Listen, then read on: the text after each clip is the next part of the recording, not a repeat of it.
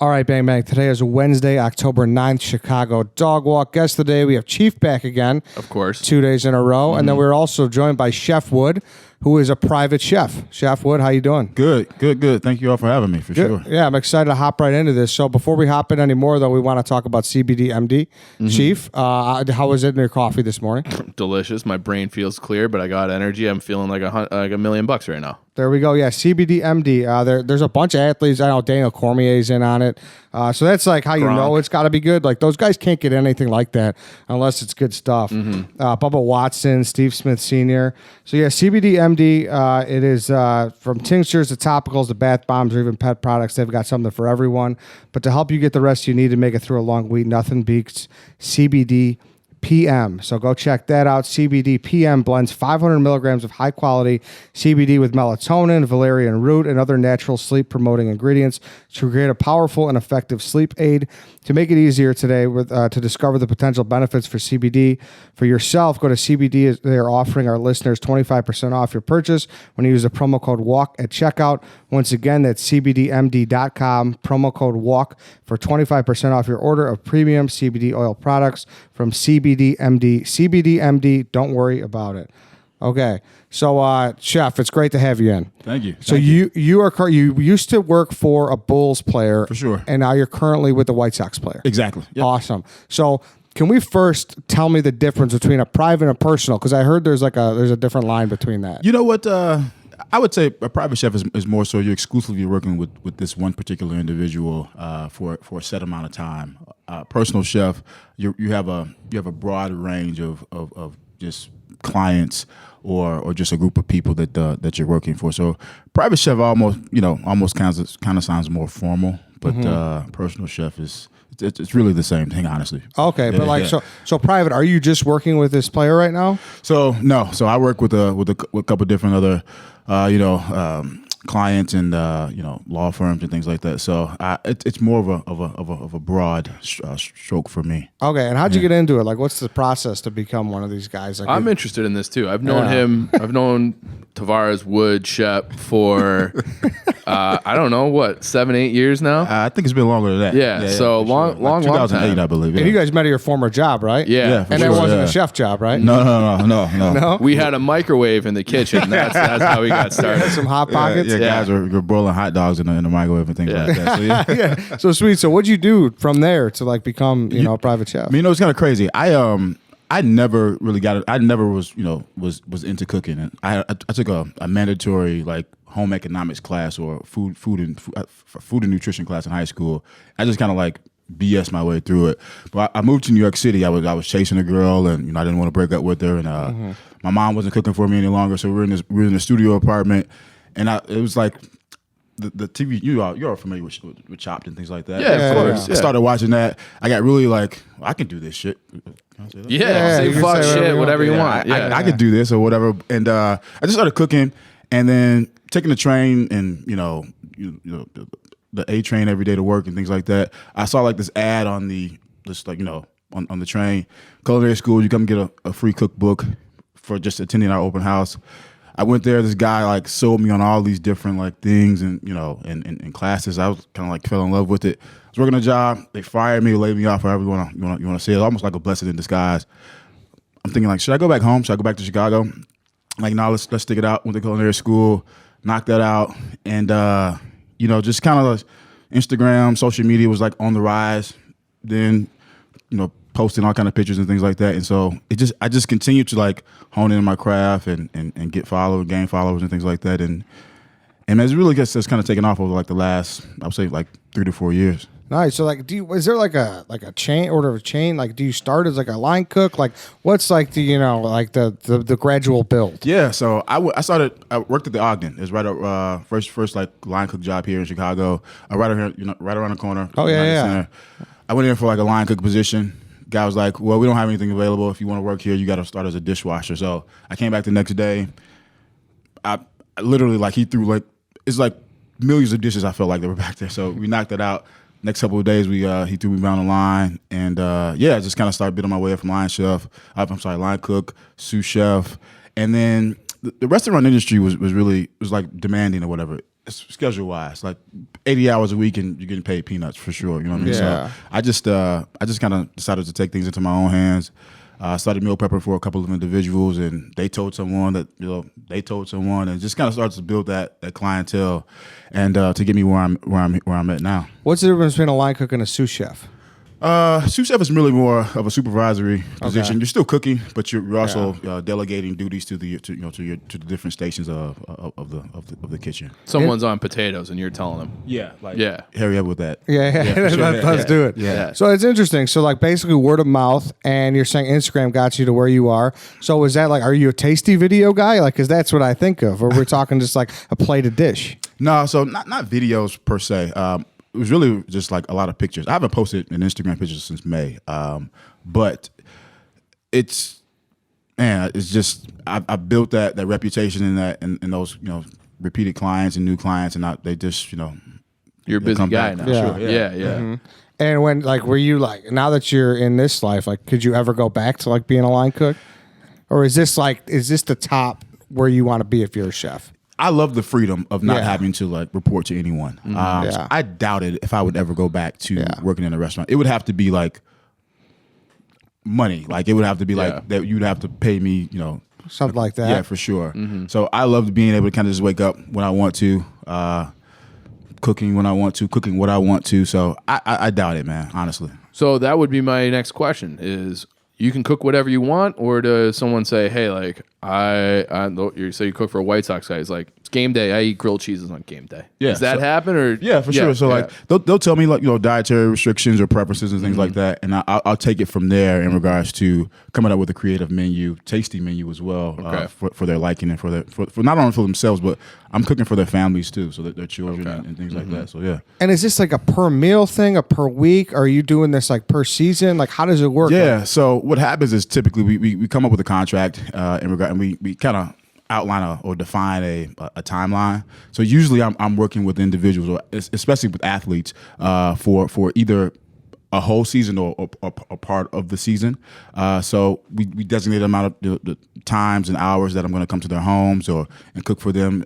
Sometimes I'm in there, I'm cooking for them, and they're not even home, and I'm just I'm labeling and leaving meals for them to have or to consume once they get back. Often, other times they're in the kitchen, they're sitting right across from me, asking me what we're making, plate it up real pretty for them, and clean it up, and I head to to another gig. So yeah. And how does the road trips work though? So he's gone for a week. So like, are you out of like you just don't do anything for that week? Yeah. So typically we kind of work around their schedule. So we we cook for them. We send them with meals on their road trips, and things like that. So yeah, I mean we work it around. And now off season, is it just like, all right, see you later? Or yeah, off season is kind of like they're traveling with the family, going on vacation, so it's not as needed during the rigors of the season. So have you found a difference in cooking for a basketball player and cooking for a baseball player? No, not in that regard. No. So I would say basketball players are more I don't even know how to trash them. Do it. I wouldn't say they don't care what they eat. Yeah. I would say between the two clients that I have, the basketball players is his diet was much more flexible than the baseball player. So it was I had a little more leeway in regards to using what I wanted, as opposed to the baseball player was a little more strict in what they wanted to eat. Yeah. Now, when does the nutrition coach get involved? Like, is there anybody from the team who's calling you, who's on your ass all the time? No, you know what? I haven't run into that. No. It was literally like, hey, this is what I like to eat, or I don't want bacon or beef or any red meat. So come up with weekly or daily menus to kind of Yeah, whatever they want. Yeah, for sure. And is there anything like you cooked that maybe was like kind of a high maintenance meal, or was there like, what's like a meal that I guess you would, or what, or how about this? What's a meal that you would like if a client asked you, like you'd be like kind of raise some red flags or anything like that? Not off the top of my head. No. You know what? I had a player who asked me to make like some bison or whatever, which was. not a lot of fat content. Yeah, there. exactly. Yeah, So, it's hard to cook, isn't it? Exactly. So I mean, you have to find a way to kind of not dry that out and things like that. So, but just like your skills and training and knowledge of fabricating meat and cooking meat, it kind of helped me get through that. So I've been fortunate enough to not have clients who are like just like Tom Brady. exactly. I could let me rephrase. I don't want to say I couldn't, but Because you definitely would. yeah, for sure.